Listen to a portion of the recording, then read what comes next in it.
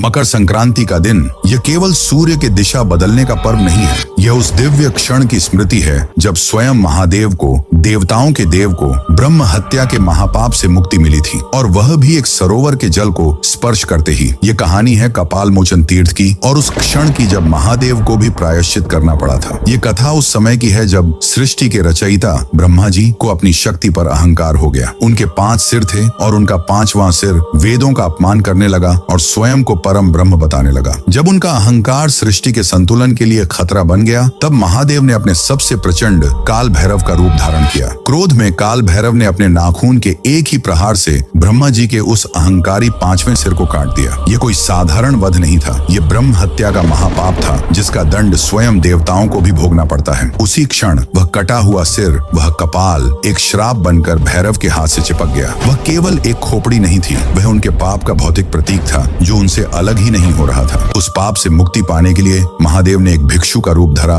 और त्रिलोक में भटकने लगे। उन्होंने हर पवित्र नदी में स्नान किया, हर परम तीर्थ में गए, पर वह कपाल, वह पाप का प्रतीक उनके हाथ से अलग नहीं हुआ। युगों तक भटकने के बाद वे अंत में इस स्थान पर पहुंचे। यह मकर संक्रांति का ही दिव्य दिन था जब सूर्य अपनी दिशा बदलते हैं और ब्रह्मांडीय ऊर्जा शुद्धिकरण के लिए सबसे अनुकूल होती है। उस दिन जैसे ही महादेव ने इस सरोवर के जल को स्पर्श किया, एक चमत्कार हुआ। वह कपाल जो युगों से उनके हाथ से चिपका था, अपने आप छूटकर जल में गिर गया और भस्म हो गया। उसी क्षण उन्हें ब्रह्म हत्या के पाप से मोचन मिला और यह स्थान कपाल मोचन कहलाया। यह पवित्र तीर्थ आज हरियाणा के यमुनानगर जिले में स्थित है। यह लीला संसार को यह सिखाने के लिए थी कि धर्म और कर्म का विधान इतना अटल है कि जब स्वयं महादेव भी उसे भंग करते हैं तो उन्हें भी उसका प्रायश्चित करना पड़ता है। कोई भी कर्म के नियम से परे नहीं है। उस महादेव के सम्मान में जिन्होंने धर्म का मान रखने के लिए स्वयं प्रायश्चित किया, कमेंट्स में हर हर महादेव अवश्य लिखें।